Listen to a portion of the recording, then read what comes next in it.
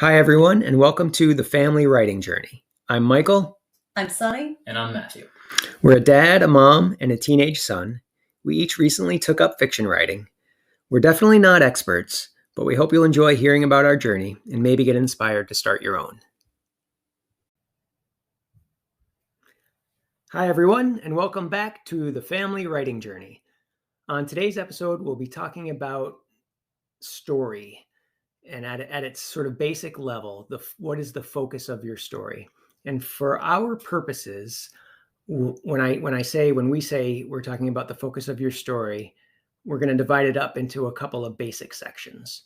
Or basic ideas. Is it focused on setting? And if it's focused on setting, that would be a really super interesting world where interesting things happen. Is it focused on character? And if it's focused on character, it's the development of your protagonist, how they change over time, what kind of character arc they might have. It could be focused on an event, so some major cataclysm, some major thing that happens, or it could be focused on a problem or an idea. And that's a little more vague, but that would be a mystery, would be focused on a problem, and the story isn't over until that problem or idea is figured out in some way. So setting, character, event, or idea. It's just a general framework to help focus the art of storytelling. And obviously each story is going to have aspects of all four of these, but generally you can figure out what the actual focus of the story is. Every story has characters and a setting and whatever, but usually it's clear that they're focused on one as the most important aspect of the story. And I'll just say that the term story is not all that easy to pin down. So the way Michael thinks about story is a little different than the way I thought about it. And I think if you were to ask a bunch of writers to define story, you'd probably get some different ideas. And obviously people outside of writing also tell stories. So it's kind of a interesting concept that's not completely black and white. But we're going to talk about it the way that Michael suggested and give each of us a chance. I'll get started. Just to jump in, Yeah, that's a general framework. It's known in other places, so I didn't really make that up myself. But yes, right. Yeah, Okay. Good point. The way that Michael introduced his understanding of other people's ideas about story. Right. Got it. So we've shared in previous episodes that we're each working on different kinds of stories, and I've shared that I have drafted a short light fantasy novel, and I'm currently just getting underway with a cozy mystery. So this concept of story, to me, I guess it's different between my two books. I would say that my fantasy was probably focused a lot on character and events. So certain number of people who kind of made their way through the story doing different things and different things happening.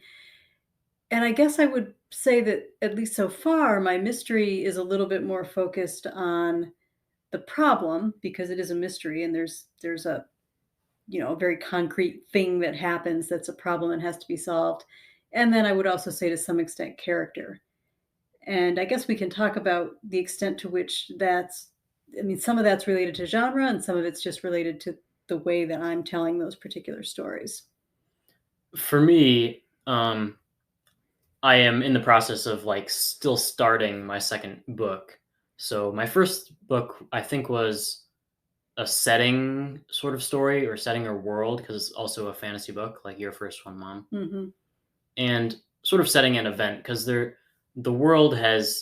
a problem with the world, and the characters are important too, and other things are important, but the real core of the story is how this problem with the world will be resolved and what the order that replaces it will be. And my second book is probably similar, maybe more of an event focused because, well, I don't want to say too much because you guys have not read my book yet, which is not finished, so I don't want to spoil it or anything. No spoilers. Dad? So I may have mentioned this in the past. So again, thinking about setting, character, event or a problem idea. When I drafted the plot summary for my story, I thought for sure it was going to be about an event. I'm not nearly as good at or as interested in crazy world building, although I think I'll hopefully get better and more interested in that. So I really thought it was going to be about an event. So this, magic in this land that was lost, and this person who, rediscovers it, and the problems that ensue with that, and the group of people that help him out. As I started to write, totally was not, and I didn't know this framework then, by the way. I knew nothing about story concept. I, Right. read stories or watched movies and never thought much about it. But as I wrote, 100% got much more interested in the character development. So that book, which I thought, even without this language, I thought was going to be about an event, totally turned, and the event obviously still happens, and there's also problems and, setting and all that. But the big focus, at least in my mind, and hopefully it'll come across in the book, is on character and the protagonist's development over time, and how he changes, how he's sort of in crisis at first, and that over the course of the book, there's some resolution. That's certainly how your book came across when I read it, that there was sort of a focus on the characters. That was the important thing. Like, there were events happening and stuff, but the characters were the important part. So, how come if all three of us wrote books that were sort of fantasy, or we all drafted something in that line, but yet we were saying that we all had different focus in our stories? Yeah, forgive me. I actually forgot what you said your first book, what you thought. Yeah, You well, said character, right? I said event and character. Yeah. And I guess when I think of a story, I do think you can't have a story if you don't have a series of things that happen. And I think when I wrote my first book, that's really what I thought, what's going to happen. But I'm curious about why each of us ended up with, at least from our own perspective, a different focus, even though the genre is kind of the same. Well, for me, the core idea of my first book started as an idea for the world, or various ideas for the world. So I think that probably influenced where I wanted to take it, because that was what I was working from. I added the characters later. I added the specific sequence of events or the plot later. So when you were just brainstorming and thinking about it, the first thing that was in your mind was the world itself? Yeah, because I think that's the interesting thing for me, and specifically for fantasy, the fantasy genre. The world is often a focus, but I guess sometimes more in the background than other times. But mine was certainly focused on the world. And I guess I just said that I really sort of think of the story simplistically as a series of events. And that's definitely where mine started. Brainstorming in my head. I wasn't thinking about where it was going to happen. I wasn't thinking about who was going to do it. I was really just thinking about what's the story in terms of the things that are going to happen. So that's interesting. That's a difference between us. Yeah, and I think it's just random.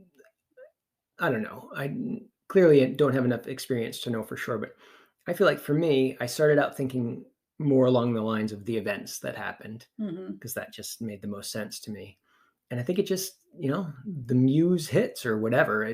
That's sort of the direction it went, because I don't think if I do a sequel to this, I have some vague ideas in my mind. I don't think it'll be as character driven. I think that will be more about event, actually. But I don't know. Maybe I'm wrong. Maybe I'm just really drawn to that. I don't know. Yeah, I would say it's probably not fully random, at least. It's probably influenced, like, unconsciously by where your interest lies and what you want to devote the most focus and time into writing about. So I think you were interested in characters, so you focused on characters. I think I was interested in the world, so I focused on that. Do you think when we read books, we read them the same way? Like we focus on the parts that along those lines? Like you think that I focus on character, so I maybe think about dialogue more and breeze through descriptions and settings, because I know I do. Yeah, I mean, I certainly find myself drawn to stories that have stronger world aspects, or setting aspects. World is more of a fantasy specific term, I guess. Hmm. Well, and I guess that would make sense maybe that would be where your mind would start. And I'm the opposite. I like stories that have a lot of character development. I'm much less interested in the world or the setting. I tend to skim over details about what things look like, or heaven forbid, footnotes with like extra detail about, Footnotes are awesome. or I maps or actually all do this love kind footnotes. of. I So mean, non-academic footnotes, right, fantasy type. right. footnotes. But I did not jump in to write a story that was character based, even though as a reader, I would say that probably is my bigger interest. So I know that Sunny and well, I guess I don't want to speak for you.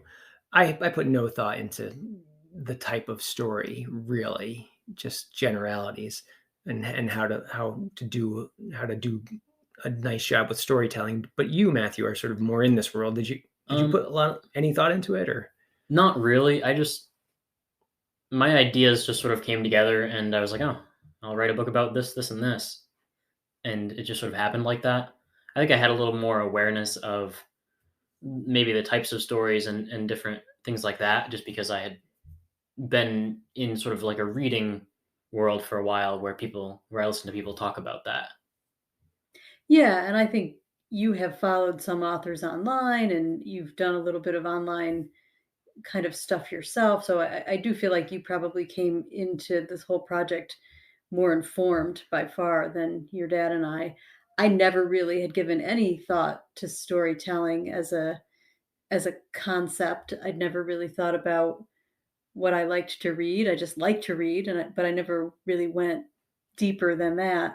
So, what makes a story good? And as you went along, did you guys feel like you thought about these four elements? And maybe if you started focusing on the worlds, Matthew, did you then feel like, okay, to make this good, I've got to add some other stuff too? I certainly felt like that, actually, specifically for characters.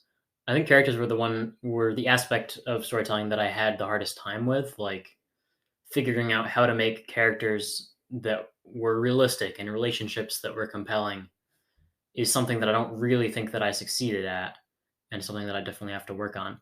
And I think that character is very important for books, especially nowadays. I think older books are often less character focused, at least in like science fiction and fantasy, the genres that I read more of.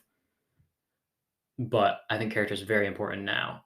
So that's something that I had to consciously be like, okay, I'm gonna spend a chapter exploring these characters and trying to make them give them a little more depth. Yeah, but Sonny, you started with a tough question there. What makes a good story, or what makes a story good? I don't know. You know, You know it when you read it? right? Yeah, exactly. And I mean, it could be something really small, but some minor event. But if it's told really well, it's a good story. So And it's funny too, because I don't want to get too off topic. I know I sometimes have a tendency to do that, but when you think of, we're talking about storytelling in terms of writing a book, but you can think about storytelling at other kinds of stories too, right? Like some people that you know in your family or your friends can tell a story really well, and other people not so much. So, like, why is that? What is it that makes a story? And is there something intrinsic about the story or the storyteller? Or is a lot of it specific to the person who's hearing the story? I think I think it's certainly subjective, like you said. Like it depends on who is consuming the story, but also I think it depends on the medium a lot. Like with writing, the writing style or the prose itself is very important for how the story comes across. You could have an amazingly compelling story, but if the writing's bad, no one's going to like it. So I think like people who can tell stories well in real life, that's verbal storytelling, which is a little different. Like I am not a person who can tell good stories. I mean, I guess I haven't tried a lot verbally, but I would like to think that doesn't mean I'm bad at coming up with stories. I think it's more about the medium, like the verbal versus written versus film or something like that. although it's fascinating to think if, and maybe someone has looked into this really well, but say a good someone who's telling a story, really good storyteller, really well practiced, and goes around and tells stories. I bet if you sort of examine that, you'll find some similarities. Now, of course, they'll be different. The pauses would be, in a book where a bunch of other stuff is written, and the building up and the climax of things, and sort of the ebb and flow of positive things that happen and negative things that happen. And I bet there's a lot of similarities, but no doubt writing is certainly unique. So, did you want to go back and answer my question? What do you think makes a good story? No, I don't. Yeah, I mean, yeah, I'd love to. I don't know about what Matthew said either about, you know, there's a good story, but it's, if it's not told well, I mean, then that's not a good story, right? Yeah. I mean, Yeah. I don't know. Because I feel like sometimes I've thought of stories in my mind, but then playing around with them, I don't have the skill to really tell them the way I sort of can picture them in my mind I think that's Yet. a yet. problem a lot of writers have. I mean, all my ideas are cooler in my head than they are once I write them down. Yeah. So are we saying that it's not enough to have good characters, good events, all that, but there's also something about the way that gets communicated, and then that takes us back into how the writer or the verbal storyteller actually presents it. I mean, I think not all stories are good, but I think almost every story could be good if it's told really well. So like our drafted books right now could be amazing if they were told by a writer who was more of a master storyteller than we are. Maybe, I don't maybe know not about that. amazing. I think they could be like commercially successful and people would enjoy them, but I think there might be a little something missing because it really is important to have a strong sort of base in the things we talked about, the character and the setting, the plot itself. Yeah, and when I was drafting my first book, I never really gave those things a whole lot of thought. And then I feel like in some of our conversations, just sitting around and talking about those pieces, I started to look back at my story with a little bit of a different eye. And when I did that, I could definitely see that it was very weak in the setting. I hadn't done much of anything to develop the setting. Some of the character development was good, but some of it wasn't. Like, just thinking about these four kind of general things, I could definitely see that some were stronger than others. But I didn't see that or think about it before I got started. Do you wish you did? Well, yeah, in a way, I guess it would have been a better story, or it wouldn't have required as much editing. Um, I would think that like it might be better to think more about like the focus of your story or whatever. But I didn't do that. I mean, I started a new book maybe 3 weeks ago, 2 weeks ago, and I didn't really think about it at all. I just sort of got the ideas down and started writing because I think that's just what makes it fun for me. And I think a lot of this sort of the focus of it and the different aspects that you play up and where your strengths are and where your weaknesses are. I think a lot of that just comes naturally into your writing. so do you think your new book is also going to be a story that is focused more heavily on the world and the setting? I sort of said before, sort of world and event, they're sort of tied in my book, Hmm. and I think that's just really because that is what I'm interested in. I mean, I guess what I mean is, do you think is there some evolution in your storytelling from the first book to the new book? honestly, I want to focus more on the setting and the world because that's certainly something I find interesting. But if I think too much about the plot, I can sort of get stuck in just sort of racing towards the finish line. Hmm. But I want to focus more on the world because that's something that's really interesting to me. And like for my previous book, I have a lot of ideas for the world and like stuff that I planned out and wrote like in outlines, but not all of it actually went into the book, which is a shame, I feel like. I wish I did know more beforehand.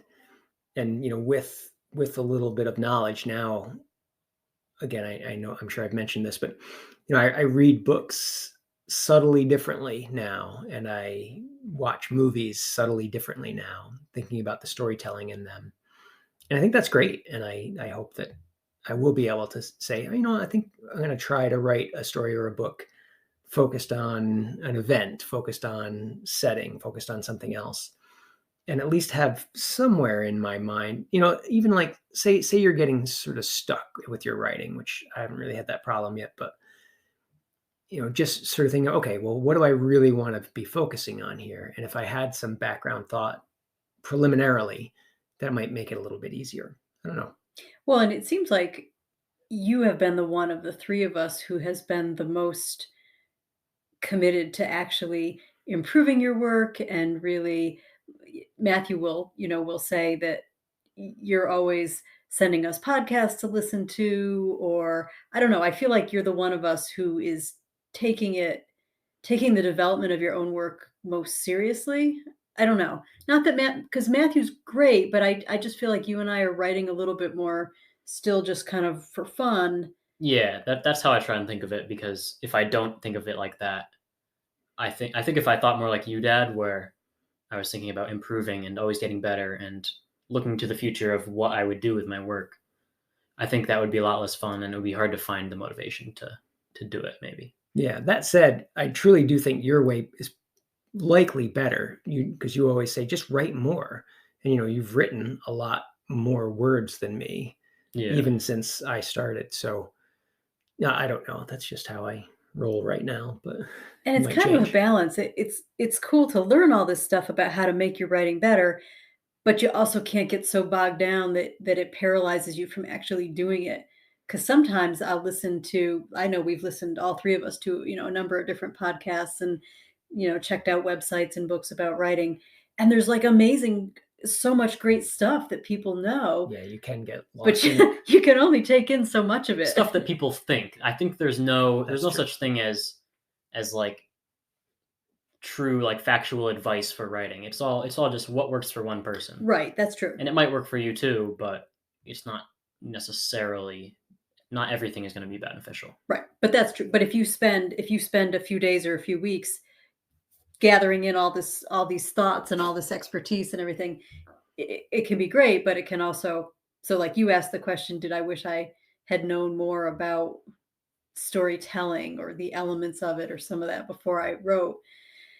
I don't know. I feel like sometimes yes, but also sometimes I feel like I can know too much, and then it can stop me from feeling like I'll actually be able to do it myself. It starts to feel like there's too much here and I won't be able to do it. Well, that might be true. And that might be true. Well, let's wrap up with a little comment from each of us and about what we think are our strengths as a storyteller. Anyway, go ahead. I think certainly, like I said before, the world is my strength, and just like ideas in general, coming up with interesting things that I can put on the page, even if I'm not the best with the actual process of writing it out. Just the ideas themselves are cool in my mind. Yeah, I agree with that. I feel like when I have read some of your stuff, you come up with ideas that I would not have thought of, and that I think, yeah, I would agree with that. How about you? I don't know. I guess I think my characters will probably eventually be a strength. And I like to think, but maybe you guys don't agree, I don't know, but I think my details are a strength. I agree with that. Yeah. I enjoy having, little side stuff that's just that just sort of adds some extra detail or interest, even though it's not really directly relevant to the story itself. But I don't know. I don't know if that's really true, because I know as a verbal storyteller, Michael often thinks that I'm too What now? that I'm too long-winded, or like if I try to tell a What? joke. Never thought that in my life. I try to tell a joke and I go too much into the weeds. Yeah, that might happen. Yeah. So I On a actually, rare occasion. it makes my writing fun to me that I have a lot of those little side details. But now that I'm saying it out loud, I don't know actually if that improves my storytelling. I think it does. I think I've read some of your stuff. I think your side details are awesome. So I think that, and I think that Matthew and I have we zero don't side have enough. details, or maybe Mhm. you have some, but I know I certainly don't. So yeah, I think they're good to have in stories, and I think yours are particularly good because they are things that interest you. So Well, thanks. I think that does make you a good storyteller. How about you? Yikes. Strengths as a storyteller. I don't know that I'm there yet. From the little bit that I've written, You think you have to The- get past like the writing itself to be able to like find what your strength within the storytelling is? I don't know. I think from what the little bit of feedback I've gotten, so I studied with jujitsu for many years, so that was very ingrained in my mind, and I know the sections of my story where there's that kind of fighting going on. I have had limited feedback from you guys and from Sarah, my sister-in-law, that those stories or the parts of those stories, the parts of the story that had that in it were written a little bit better. So I think if I want to develop a strength in my storytelling, it's probably trying to get a little bit more of my own knowledge in there. And I might apparently have a little more comfort in giving greater detail when I actually know about what I'm writing about. Because, I don't know about writing mythical beasts through another land, Right. Yeah. but I do know about jujitsu. So that hopefully a strength will be trying to get that stuff that I do know and that I have some thoughts or experience with and melding it in there. And I feel like it's sometimes hard to see. I feel like I don't know. I don't want to come across as too harsh. I think your characters could be a strength once you get past a certain awkwardness of in the writing itself. Awkwardness, Matthew. It seems like a polite word to use. Yes, yeah, no, I like that you would say that actually because I invested in my characters, Yeah. or at least some of them. So I would like that to be a strength as well. All right, well, I think that will be it. Thanks for joining us today, and good luck with your own writing journey. See you next time. Bye. Bye.